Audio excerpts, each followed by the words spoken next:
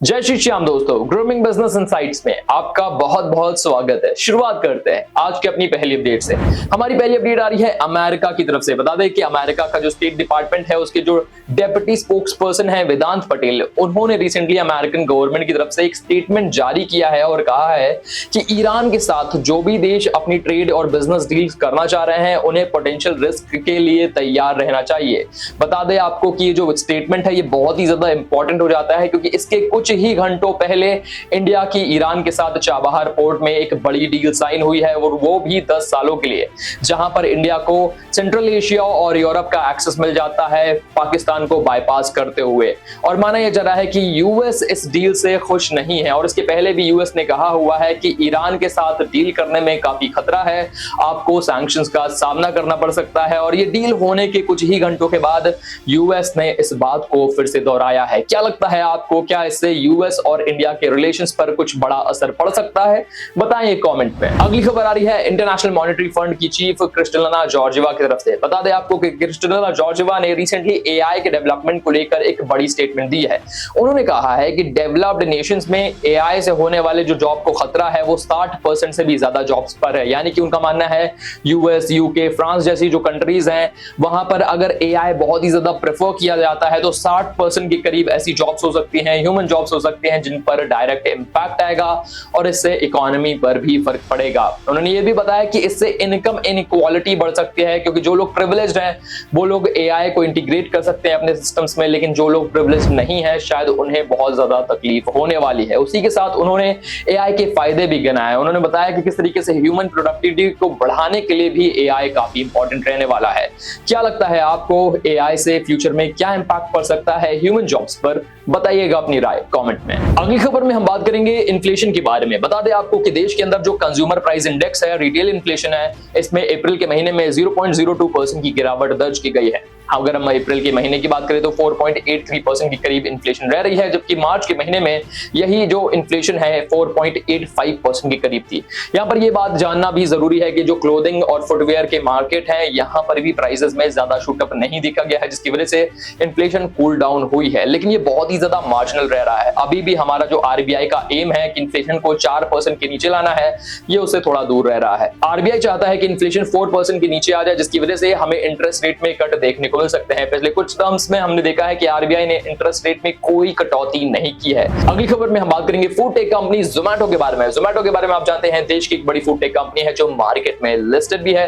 इनकी Q4 of financial year 2024 के results out हो चुके हैं और इसलिए ये पता चल रहा है कि इनकी क्वार्टर ऑन क्वार्टर बेसिस पे जो नेट प्रॉफिट है 26.8% बढ़ चुके हैं। इनका जो नेट प्रॉफिट है ये 175 करोड़ का रह रहा है, तो आप इमेजिन कर सकते हैं कि यहाँ पर कितनी बढ़त आई है। साथ ही में आपको बता दें कि इनका जो रेवेन्यू है ये ईयर ऑन ईयर बेसिस में 73% से ज्यादा ग्रो कर चुका है। लगातार यहाँ जोमैटो को जो सक्सेस मिल रही है उसमें ब्लिंकिट का भी हाथ है, जो कि एक क्विक कॉमर्स डिलीवरी आर्म है इनकी। और यहाँ पर जोमैटो ने फैसला लिया है कि अगले 1 साल के अंदर देश के अंदर साल 2025 तक ये अपने 1000 के करीब Blinkit quick commerce delivery stores को डेवलप करेंगे। फिलहाल इनका टारगेट है कि अगले 1 साल के अंदर जो इनकी मेजर सिटीज है जहां पर सबसे ज्यादा क्विक कॉमर्स डिलीवरी एक्टिविटीज होती है वहां पर ये 100 से भी ज्यादा अपने स्टोर्स को एस्टैब्लिश करेंगे। अगली खबर में हम बात करेंगे भारतीय एयरटेल के बारे में। भारतीय एयरटेल ने रिसेंटली एक बड़ा कोलैबोरेशन किया है गूगल क्लाउड के साथ। ये जो एक कोलैबोरेशन है, बता दें आपको कि जेन एआई सॉल्यूशन सर्विसेज को प्रोवाइड करने के लिए हो रहा है, वो भी इमर्जिंग बिजनेसेस को। इनका जो इमर्जिंग कस्टमर बेस है वो 1 मिलियन के करीब बिजनेसेस का है और जबकि इनका एंटरप्राइज बेस 2000 के करीब बिजनेसेस का है जिन्हें जेन एआई सॉल्यूशंस प्रोवाइड किए जाएंगे। अगली खबर में हम बात करेंगे एयर इंडिया और विस्तारा के बीच में हो रहे मर्जर के बारे में। बता दें ये दोनों airline companies Tata group own करता है और इन दोनों का ही जो मर्जर है वो बहुत पहले ऐलान कर दिया गया था, लेकिन हाल ही में इसकी जो प्रोसेस है उसकी शुरुआत हो चुकी है और बताया जा रहा है कि दोनों कंपनीज में काम कर रहे 7000 के करीब एम्प्लॉइज को असेस कर लिया गया है, जिन्हें फेज्ड मैनर में एम्प्लॉइज के रोल्स में डाला जाएगा। बता दें आपको कि यहाँ पर जो रोल्स हैं वो क्लियर नहीं है अभी भी एम्प्लॉइज को, क्योंकि मर्जर के बाद से बहुत सारे जो रोल्स हैं उनकी डुप्लीकेशन होने वाले हैं।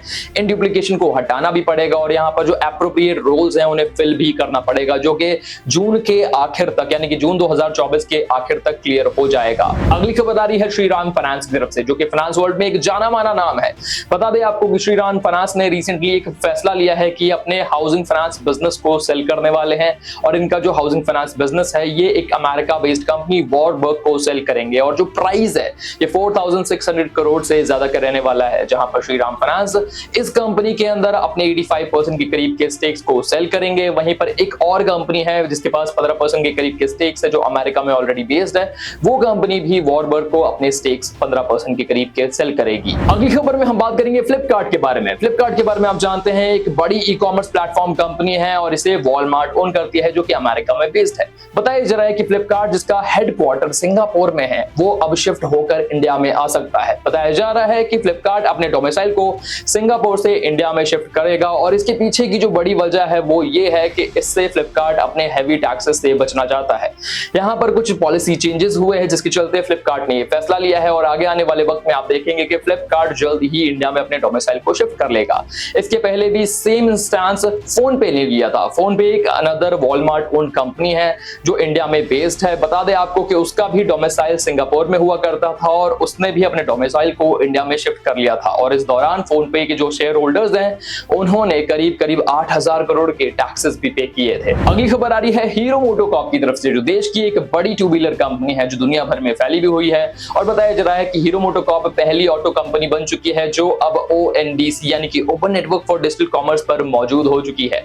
यानी कि ONDC के जो एसोसिएट स्टोर्स हैं, आप यहां से जाकर हीरो मोटोकॉर्प के जो जेन्युइन पार्ट्स हैं इन्हें बाय कर सकते हैं। चाहे वो पेटीएम हो, चाहे वो माई स्टोर हो, आपको हीरो मोटोकॉर्प के जेन्युइन पार्ट्स मिल जाएंगे। और जब से ऐसा हुआ है तो अच्छी खासी बढ़त भी देखी जा रही है हीरो मोटोकॉर्प के शेयर्स पर। अगली खबर आ रही है देश की बड़ी IT कंपनी इन्फोसिस की तरफ से। अपडेट ये आ रही है कि इन्फोसिस के ऊपर अब कनाडा की सरकार ने एक्शन लिया है और ये एक्शन लिया गया है 2020 के एक मामले से जुड़ा है। बता दें आपको कि 2020 में कनाडा की सरकार ने आरोप लगाया है कि इन्फोसिस ने अपने एम्प्लॉय के हेल्थ टैक्स पर ज्यादा अमाउंट पे नहीं किया, जिसके चलते इनके ऊपर 82 लाख रुपयों का जुर्माना लगा दिया गया है साल 2024 में।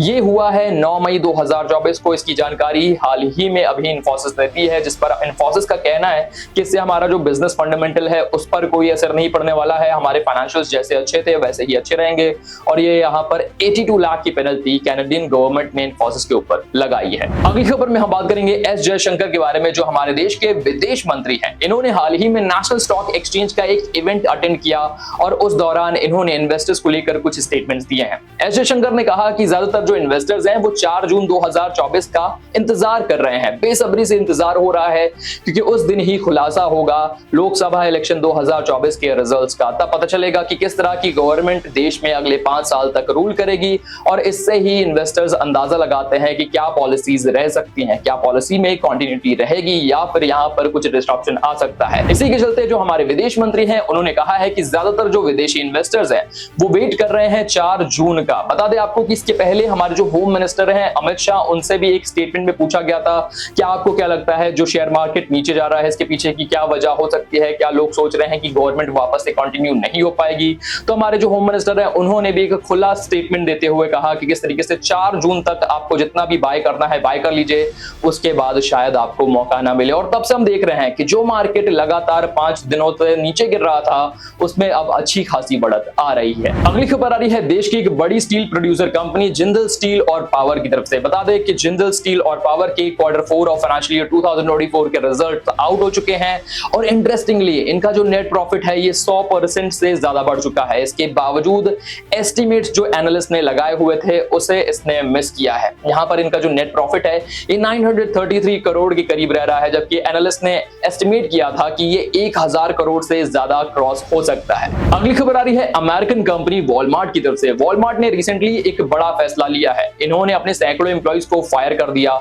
उसके बाद फैसला ये लिया कि जितने भी इनके रिमोट वर्कर्स थे जो काम कर रहे थे रिमोट एरिया से, उन्हें कहा गया है कि आपको वापस से ऑफिस में अपीयर होना पड़ेगा और अपना रेगुलर जो ऑफिस चलता था पहले वैसे ही चलेगा। इसके अलावा भी वॉलमार्ट ने कहा है कि जो पार्ट टाइम एम्प्लॉइज काम कर रहे हैं रिमोट वर्क में उन्हें कोई असर नहीं पड़ेगा, वो जैसे काम कर रहे थे वैसे ही काम करते रह सकते हैं। अगली खबर आ रही है अमेरिकन एयरक्राफ्ट कंपनी बोइंग की तरफ से। बोइंग के बारे में आप जानते हैं दुनिया की एक बड़ी एयरक्राफ्ट मैन्युफैक्चरर है और हाल ही में कंट्रोवर्सी सामने आ रही है बोइंग से जुड़ी है, जिसमें यूएस प्रेसिडेंट जो बाइडेन ने भी कमेंट किया है। बता दें आपको कि बोइंग के खिलाफ 130 के करीब इनके जो फायर फाइटर्स हैं वो प्रोटेस्ट कर रहे थे और वो प्रोटेस्ट कर रहे थे 2 के करीब कॉन्ट्रैक्ट्स के खिलाफ जिन्हें बोइंग वापस से नहीं ले रहा है।